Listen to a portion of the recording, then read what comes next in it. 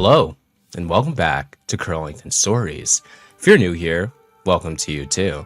Continuing with the trend from yesterday, we will be covering two stories that I think are kind of relevant, sort of.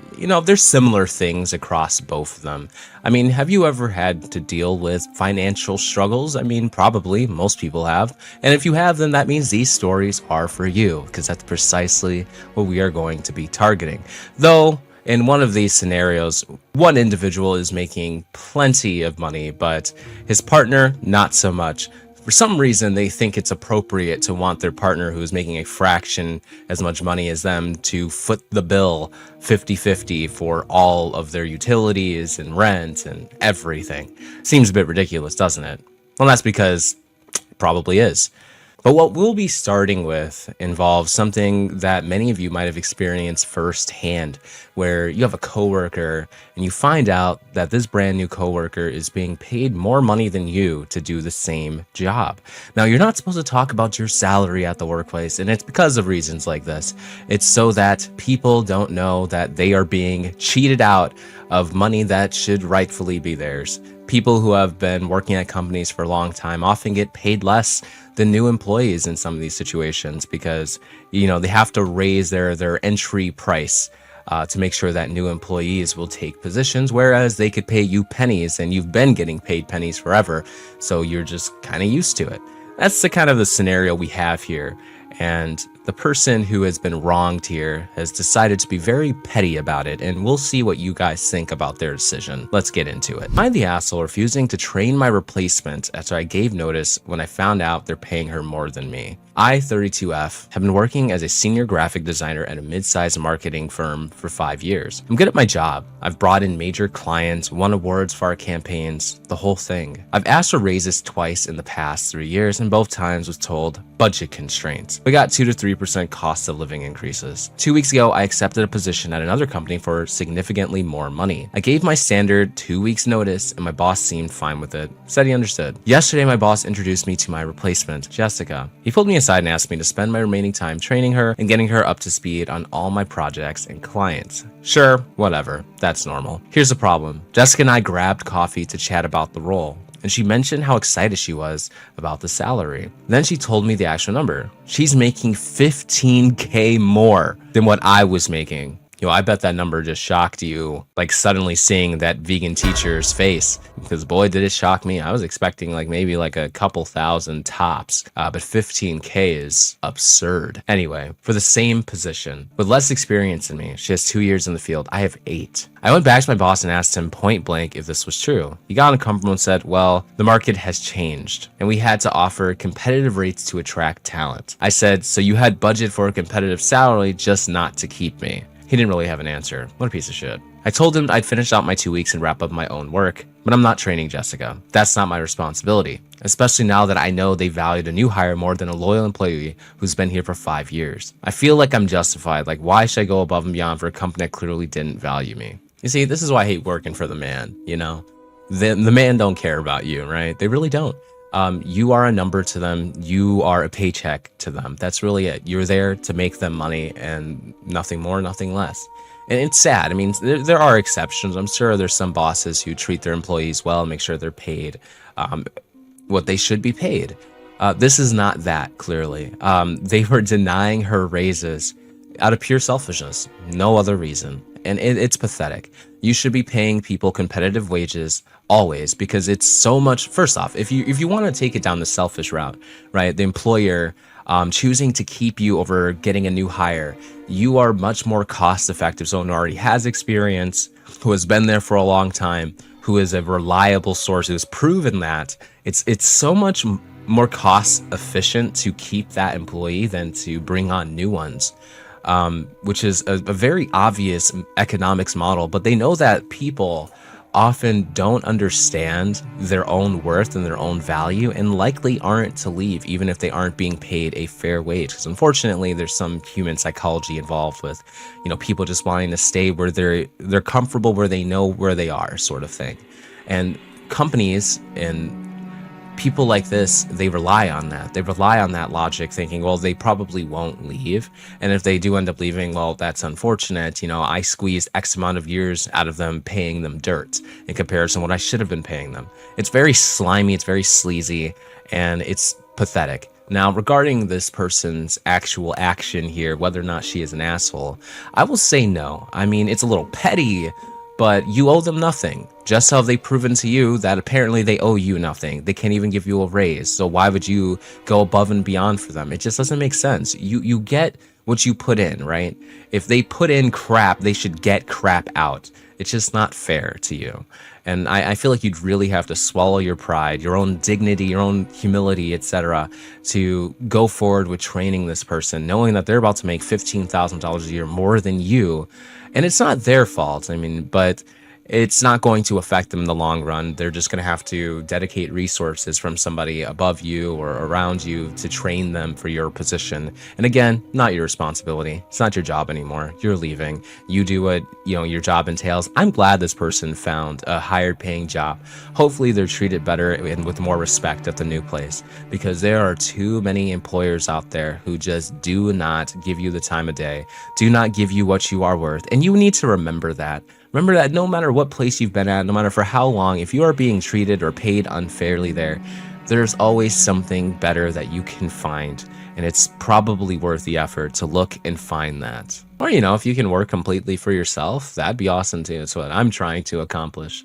And, you guys can actually help me by hitting a like on this video and subscribing, because the more people that watch this, the more realistic that becomes. Anyway. We're going to read a couple of the comments and then move on. Truthfully, I would have changed my resignation to effective close of business. Oh, geez. You mean close of that meeting? Fuck that and fuck them. Yes. Nod and smile to the end of the discussion. Go back and ensure you have everything personal off your workstation. Then let them know you're quitting effective immediately. Go wipe your computer first. Yes, I have left end of the day. Once I was working at a job, I received an offer from a different company for double my current salary. I had been asking for a large raise / market adjustment for months, getting the runarounds about raise schedules and blah blah. I came into work with the offer and told my manager I was putting my 2 weeks in, got called into a meeting with the CTO. He basically begged me to hold off on accepting and to give him until Monday to work with HR on putting together a more competitive comp plan. It was Thursday. I said fine. Spent the weekend thinking through what kind of offer I would actually accept to stay, etc. Monday comes around, CTO asks for one more day. Tuesday, he sits down with me and head of HR. HR lady says my comp is market rates. I remind her I have an offer in hand for double, so actually my market rate is currently at least double. CTO says we can only offer you the current rate schedule they had given me a month prior. I laughed and said thanks for wasting my time. Walked to my desk, sent an email to HR manager, CTO saying I withdraw my 2 weeks and resign effective immediately, packed my shit and walked out without saying a word to anyone. Of course, I had accepted the offer before the weekend. That's awesome. Yeah, never let these people treat you like you are anything less than great. If you put up with great work, you do a lot for the company, you're a valuable asset, you should be treated as such. If they don't want to value you at where you should be valued, then you get your butt out of there and you go find somewhere where they will. You owe them nothing, not your loyalty, not your continued employment, nothing of the sort. This is your life. You live it how you will. But seriously, screw these POS employers. They are the worst. All right, on to the next story. So am I the asshole for not wanting to split rent equally with my boyfriend who makes 10 times more than me? So me, 24F, and my boyfriend, 28M, have been together for 2 years and we're moving in together next month. Here's the thing. I make about 35K as a teacher and he makes around 350K in tech. When we started talking about finances, he suggested we split everything 50-50, including rent, utilities, groceries, etc. Bro, are you out of your mind? The apartment we're looking at costs $4,200 a month. Good Lord Jesus Christ in heaven. Which means I'd be paying $2,100. That's literally more than half my take-home pay just for rent. Meanwhile, for him, it's like pocket change. I brought up maybe doing proportional splits based on income, but he said that's not fair because we're both getting equal benefit from the apartment. Oh, please, brother. Do you actually love this person? It doesn't seem like it. I tried explaining that I'd have maybe $500 left over each month for everything else. Car payments, student loans, savings, personal stuff. He said I should just budget better. What? What is there to budget better? Oh, this guy's insane. Or find a higher paying job. Like, bro, I'm already working summers and tutoring on weekends. His argument is that, first off, I need to comment here. I'm gonna finish the story. Trust me, I'm gonna finish the story. Okay, just give me a second. All right, just give me a second. She's a teacher. Okay, you and your big fancy tech job. You're all cool and everything. You make all this money, Mr. Moneybags. But teachers are so unbelievably important, and most teachers cannot fend for themselves on the piss poor salaries that they are paid. 35K is not really a livable wage here in the United States. Depending on where you're at, you're probably not gonna get that far, sadly. And they typically need to be with someone who can foot the rest of the bill, the costs of living.